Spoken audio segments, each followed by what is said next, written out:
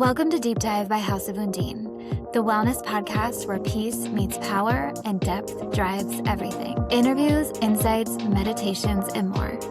Let's dive in. Hello, everyone, and welcome back to Deep Dive by House of Undine. This week, we are doing a vibe episode where we talk about a trend that everyone's doing in the wellness space and my honest take on it. And this week, we are talking about what is become known as the dark shower. Spoiler alert, you are already probably doing, but maybe it'll change the way you look at your showers. So grab a drink, grab a bev, grab an espresso, energy drink, maybe a little tea, and let's dive in. Okay, so here is my take on dark showering, or the dark shower, if you will. I find it very interesting, not just in the wellness space, but I feel like in culture and in social media nowadays, it's like every creator has to put a name on something that probably already exists. Like the amount of things that you're already doing that somebody decides to put a name on top of as if it's anything different is honestly kind of, to me, just such a joke at this point. But all a dark shower is a spa shower. And basically all a dark shower is you're dimming the lights. I mean, at its core, I obviously make it into a much more spa-esque version of a dark shower, but really you're simply dimming the lights like you would for our Epsom salt baths we just talked about. You're setting the mood for yourself and you're signaling to yourself that it's time to wind down. I'm not mad about it. I think anything that gets people to wind down and get into more of their softer side is great. So I say keep the ritual, do it. If calling it a dark shower makes it more fun to you, I'm so into it and I'm here for it. Who came up with this whole dark showering stuff? Well, it gained a little bit of popularity on TikTok last year towards the end of 2025 and into 2026. And kind of no surprise, it was Dr. Will Cole, who's the functional medicine doctor.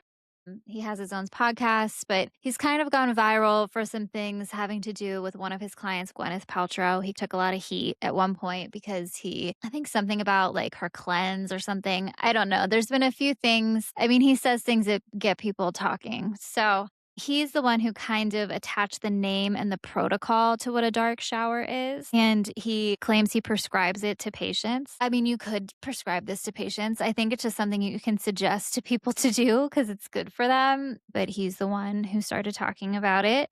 Uh, I guess it's become trendy. Obviously, a lot of people have been doing this for a long time. I think it's something you kind of find naturally, which is how I came to do spa showers. It was certainly not because of this viral trend. I do dimly lit showers at night for similar reasons to why I take Epsom salt baths in like a dimly lit room. Literally, I could live in a dimly lit, ambient, candlelit place all the time. I would. During the day, I have to have natural daylight in order to like keep me up and keep me moving. But once the sun sets, I don't want to see an overhead light ever. I'm very sensitive to light. I really don't like going into places like Target and Walmart because the overhead lighting really bothers me and it kind of spaces me out. Maybe it's because I have light eyes and I'm more sensitive to those things. I don't know. But at night when I'm going into the bathroom to take a shower, because I just didn't want to deal with the bright light. I was like, I just can't handle this. I'm on like sensory overload. I'm stressed out and these bright lights are driving me insane. So I would start either turning out the lights and lighting a few candles, or I have dimmers and I have multiple different lights in my bathroom's not like massive, but I have the vanity lighting and then I have a light in my shower and it's also connected to my closet. So I make sure all those lights are off. But be warned, please do not do it in the literal dark. You can slip, you can fall. I mean, it's still a shower, so you need some light in there. I've seen a lot of soft lamps that you can light, or maybe you have like a salt lamp that you want to use that has a nice glow. I'm sure there are a bunch of different options. But I typically do either dimming the lights, making sure certain lights are turned off, or just using candlelight. And that seems to work really well for me. And really, the point is, this isn't like a rinse off, like a really quick thing. I mean, it could be. And if you want to keep the lights off for that, but you're rushing through it anyway. So if you're rushing through your shower, you're not really getting the benefits of what a dark shower is supposed to give you. So I would say it's more of a ritual. And the four things you need going to really get the benefits are dim lights, warm water, you need a good scent going, and you need a nice playlist. So, those are the four key subjects. And what's the science behind this dark shower, you may ask? Well, obviously, bright light at night will cut your melatonin by 50%. So the low light is, like I said, your wind down signal. It helps to release the melatonin, get you ready for bed, get your mind ready for bed, and also get your body ready for bed. And when the eyes go dark, your melatonin will go up, your cortisol will go down. And you will have more access to your parasympathetic, which is our rest and restore mode. I always find it interesting. A lot of people are always amazed that they get these thoughts right before they're going to sleep at night or when they're in the shower. And if you've been to any of my sound baths, I always talk about frequencies and brain waves and how this is calming your brain down into that theta wave state. And that's essentially what happens when you're going to sleep at night. Your brain waves are coming down. And when you're in a bath or when you're in a shower, and say you're showering normally, like our eyes are shut, some of our senses are being turned off, our brain waves are calming down, and it gives you time to be alone with yourself. And you're kind of doing things that are natural to you. So you're not thinking a lot about washing your hair. You're just kind of doing it. You're on like autopilot flow mode. It's similar to when you're driving. A lot of people get a lot of thoughts while driving because they're in a flow state. So when you are in the shower and you're able to get these thoughts, it's because your brain waves have calmed down. So you're naturally calming down, you're naturally accessing that parasympathetic. And then the temperature trick is with the warm water, that's also signaling to your body. And then your body is able to drop deeper into sleep. And as far as the sound goes, the natural sound of the shower is really nice. I enjoy silence. Some people don't, so they like white noise machines. And also, again, just playing the sound bath, any kind of spa music. I really like Native American flutes, whatever kind of frequency playlist you're into. But the honest truth is that there's not a whole lot of studies on dark showers. So, well, there's tons of studies on like light and melatonin. I don't know that there's any studies out there saying like a dark shower is just so amazing for you, but it's basically the similar effect of doing like an Epsom salt bath. The recommended way to do it is you want to time it 60 to 90 minutes before bed. 15 to 20 minutes before bed is plenty. Straight up, I don't time this, but if you want the protocol for what is recommended, that is the protocol. And then here are the things in a spa shower that do not work. The things you've probably seen people talk about that I'm here to tell you not to waste your money on. So, for a while, I feel like during COVID, this was a big thing putting eucalyptus branches, or are they called stems? I don't know, but bunches of eucalyptus right underneath your shower head in your shower. I tried that. I tried it multiple times because I was like, why isn't this working for me? It straight up does not work. I don't know if it's because of my shower that it doesn't work, but that was more of like a visual aesthetic thing as opposed to something that actually had real benefits for me.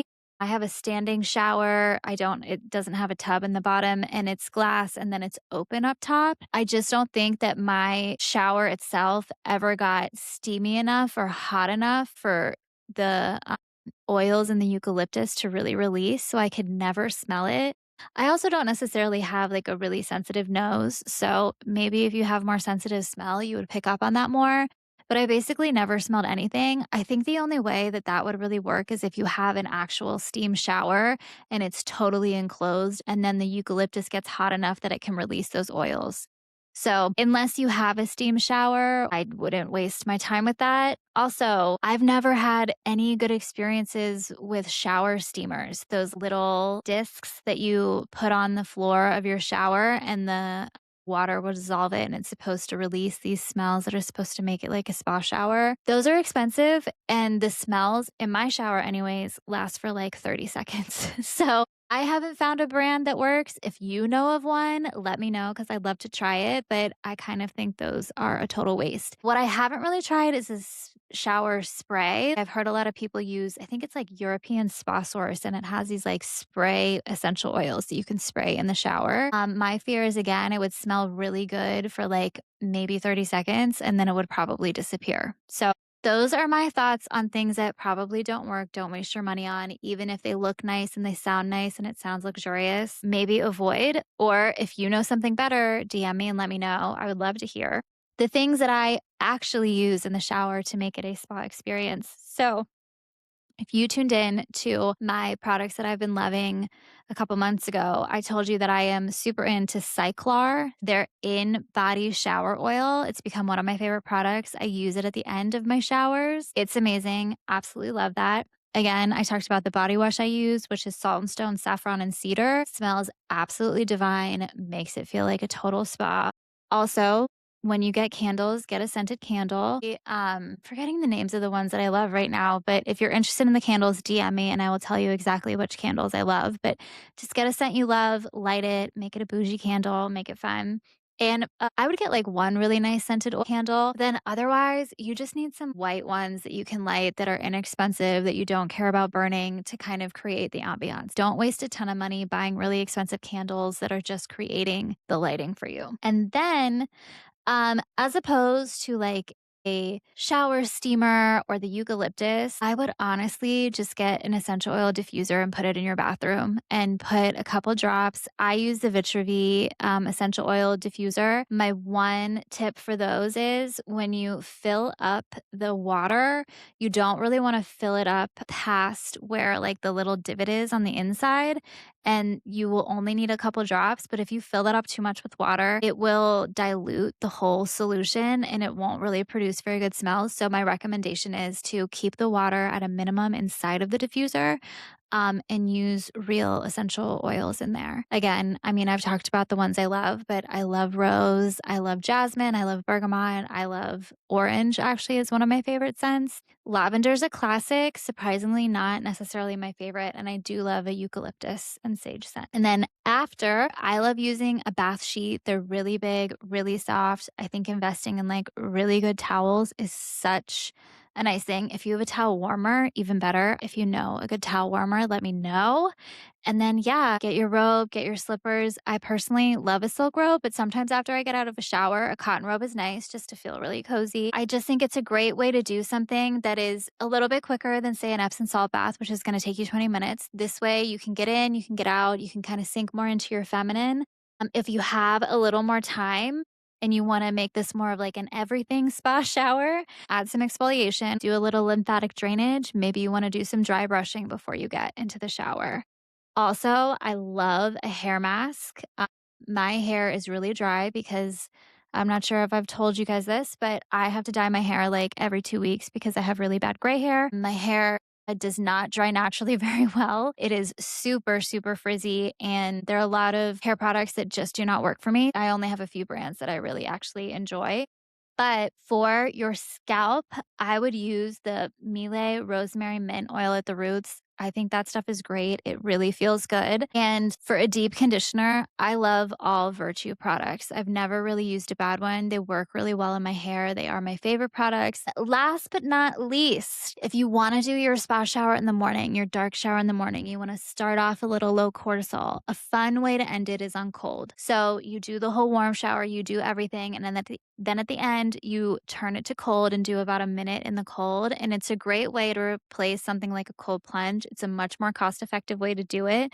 You're gonna feel really good, and it'll energize you for the rest of the day. In all honesty, I never do this. I am obsessed with cold plunging and sauna, but my showers are really like a sacred zone for me, and they're really meant to be relaxing and just a place for me to go in and decompress. So I actually don't ever do that. But if you are looking for a way to do cold plunge and you can't afford or you don't have time to go do a cold plunge, you can do that. It is part of a spa shower experience. So that is always an option for you. And as I always say, why this stuff matters, I think little luxuries are the way into wellness and especially self-care and self-love. And they make life a little more fun and they make it a little more special. And taking care of yourself isn't being high maintenance. It is pouring into yourself. We have to take care of our bodies. It's healthy for you. So I think you should do it. This is also accessible. All you simply have to do is dim your lights, get in the shower, sit in your shower for 30 minutes like we all love to do sometimes anyways. So do it, try it, love it. Let me know what you think, and I will talk to you all next week. Thanks for diving deep with us. If you like this episode, share it, rate it, and come back next week for more. This is Deep Dive by House of Undine, where peace meets power.